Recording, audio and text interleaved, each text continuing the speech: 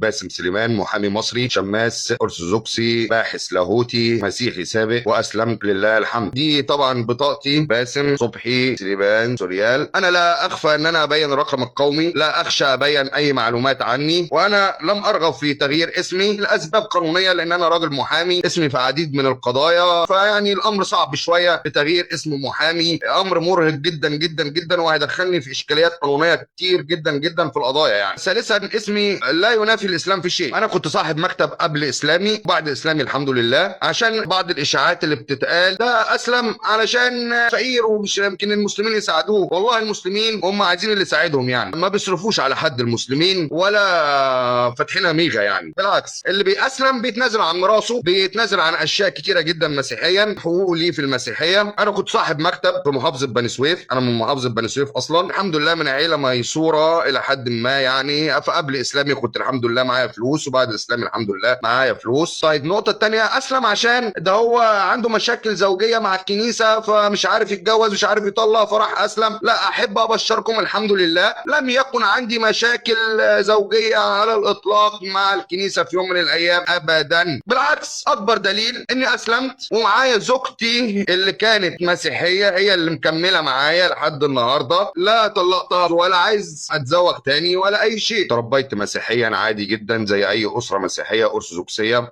تربيت على الايمان المستقيم المسيحي الارثوذكسي. يمكن كنت انا الوحيد في وسط اسرتي من اهلي كنت متدين بزياده، يعني كنت مهتم جدا مسيحيا بالكنيسه وبالعلوم اللاهوت وباعداد الخدمه، وتربيت في مدارس الاحد، سواء ابتدائي سواء اعدادي، سواء فتيان سواء شبان في الثانويه، سواء اجتماع الجامعيين والخريجين واعداد الخدام، وكنت خادم. يعني كنت دائما احب الاجواء الكنسيه، الاجواء الروحانيه في خلوات الاديره. تقريبا ما فيش دير في مصر ما رحتوش وما قعدتش فيه، وعلى صله وعلاقه مع رهبان كتيره جدا كنت، وكان يعني ما بفوتش قداس حد اربع جمعه، دايما بحضر في الصيامات التسبيحه، تسبيحه كياك، دايما اسهر في تسبيحه كياك في الكنيسه. كنت شويه مسيحي متدين وارثوذكسي صرف، ارثوذكسي كاد اكون متعصب للايمان المسيحي. دايما كنت باخد خلوات في الاديره. المسيح الارثوذكسي يعلم هذا، ان شيء من الروحانيه. كنا ناخد خلوات كل شهر، كل شهرين لازم اتردد على دير، اقعد جوه الدير على ما تيسر من اسبوع اتنين تلاته، انفصل عن كل شيء عن العالم خارج الدير، واعيش في صلوات اصوام، يعني تدرب على حياه التكريس وعلى حياه الايمان المسيحي وحياه الزهد او الفقر الاختياري اللي بيعيشه الرهبان المفروض. يعني كنت داخل المطبخ الكنسي زي ما بيقولوا، كل ابائي الرهبان اللي على معرفه بيا واب اعترافي بيتنبأ ليا بمستقبل باهر في الحياه المسيحيه، وان انا هبقى كاهن مزكى من مطران ابروشيتي للكهنوت. كنت ضمن اللي كان محطوط عليهم العين من شباب الكنيسه ان ده يبقى قسيس او كاهن. انا رفضت طبعا الكهنوت، مع انه هو يعني يقال عنه الكهنوت يطلب ولا يرفض، يعني مثل شهير قوي عارفينه الاباء الكهنه، فانا رفضته يعني. وانا ما حبيتش ان انا البس عمه والبس الناس العمه، ما رضيتش اعمل ده. انا اكتفيت برتبه الشموسيه بتاعتي، وكنت بتبحر اكتر في العلوم المسيحيه. الكتب المسيحيه نفسها هي اللي قادتني للاسلام، يعني انا ما حدش كلمني عن الاسلام، ده شيء لا ادعيه من كتر ما درست في العلوم اللاهوتيه وفي المسيحيه. وده بنصح بيه كل انسان مسيحي، انت مش محتاج حد يعرفك ان الاسلام ده حق، لا، انت محتاج تدرس بامانه وحياديه المسيحيه، محتاج تدرسها بعقلانيه، محتاج تدرسها بعين مفتوحه جديده، بس محتاج بس تركن شويه ايمانك على جنب وتبتدي تفكر في الموضوع بعقلانيه وبعلم، قبل ما تبتدي تفكر في ان الاسلام حق ولا البوذيه حق ولا الهندوسيه حق ولا اليهود حق. الاول اعرف حقيقه ما تؤمن به، اعرف حقيقه المسيحيه اولا اخي، لا تشغل بالك باديان اخرى ليست دينك. فان كنت واقفا على ارض صلبه ثابته لست في حاجه للبحث في الاف الاديان، ولكن ان تشككت فعليك ان تبحث جيدا من اول وجديد. لازم تبقى عندك امانه في البحث، مش ابحث لغرض ان انا انتصر الى معرفتي، مش ابحث انتصر الى ان دين ابائي هو الصحيح، العائد دي اخره. بحثت في اديان كتيره جدا جدا جدا، لعلي اجد في احد من هذه الاديان خلاص نفسي، لاني لم ارغب للحظه واحده اني اقعد لا ديني. اشفق على اللادينيين اللي بيسموا نفسهم ربوبيين، لا دينيين، ملاحده، يقول لك انا خرجت من المسيحيه وهذا شيء عظيم، ولكني اجلس في طابور الربوبيه حتى اجد ما هو الصحيح. والله ستظل الى الابد في هذا الطابور، لن تخرج منه ابدا. خرجت من دين، فاين هو البديل؟ الفكره مش انك تخرج من المسيحيه وتبقى لا ديني. اين البديل الروحي لشبعك الروحي؟ ان كنت تبحث عن الله لا تكتفي بالربوبيه ولا تكتفي باللادينيه. الربوبيه او اللادينيه لن تشبع نفسك وروحك. كنت تبحث عن الله، ستحاول جاهدا ان تجد لنفسك البديل الروحي. وات ايفر البديل الروحي ده تلاقيه في اليهوديه، في الهندوسيه، انت حر، بس اين بديلك الروحي؟ انما لا ديني، اسمح لي اقول لك، اسوأ من ان تكون مسيحيا. فالمسيحي على الاقل يعرف ان هناك اله، يعرف انه هناك اخره، يعرف ان هناك حساب، له مبدأ يستطيع ان يصل الى حقيقته فيعتنق الافضل. اما انت كلا ديني، حتى وان كنت خرجت من المسيحيه واصبحت لا ديني، هذا اسوأ. ليس لك مبدأ على الاطلاق، امرك صعب جدا. فطبعا انا اعتنقت الاسلام لانه دين الحق الذي شهد بوحدانيه الله الذي تفتقر له المسيحيه، ولانه يقبل كل الانبياء وعلى راسه بالسيد المسيح نفسه كرسول عظيم. فلم اخسر المسيح وربحت سيدنا محمد. ويقول الله سبحانه وتعالى في سوره البقره وايه 136: بسم الله الرحمن الرحيم: قولوا امنا بالله وما انزل الينا وما انزل الى ابراهيم واسماعيل واسحاق ويعقوب والاسباط وما اوتي موسى وعيسى وما اوتي النبيون من ربهم لا نفرق بين احد منهم ونحن له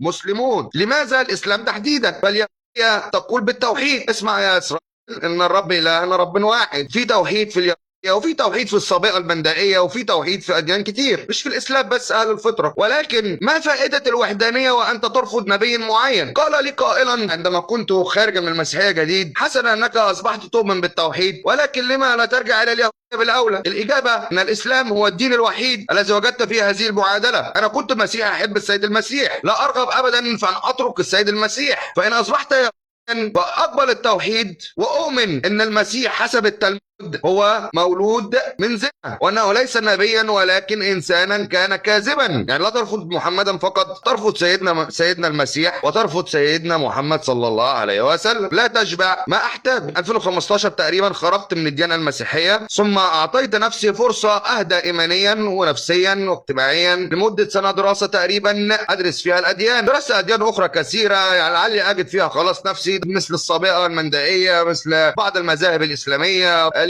حاجات كتير يعني. وفي النهايه لم اجد سوى الاسلام، المعادله القويه: التوحيد، الايمان بموسى، الايمان بالسيد المسيح كنبي ورسول حسب ما هو طلب مني في الانجيل انا اتبعه. هو قال: من ينكرني امام الناس انكره امام ابي الذي في السماء. لم يقل من ينكر لاهوتي، بالعكس قال: هذه الحياه الابديه ان يعرفوك انت الاله الحق الحقيقي وحدك ويسوع المسيح الذي ارسلته. تقريبا وجدت ان الاسلام يؤمن بوحدانيه الله، يؤمن بالمسيح نبي ورسول، حتى ميلاده العذراوي يؤمن به القرآن الكريم أنه ولد من عذراء مكرمة جدا جدا، لها صورة باسمها وحيدة في القرآن الكريم، مقدمة على نساء العالمين، شيء عظيم جدا. طبعا كنت أقرأ الإسلام قبل بعين مسيحية، كنت أقرأ السيرة النبوية بعين مسيحية كاذبة، لكن عندما تركت المسيحية قرأت الإسلام بذهن صافي بحيادية، وجدت السيرة الحقيقية لسيدنا محمد، هذا النبي العظيم، هذا الرسول الكريم. تقريبا كانت النقطة الفاصلة سنة 2015.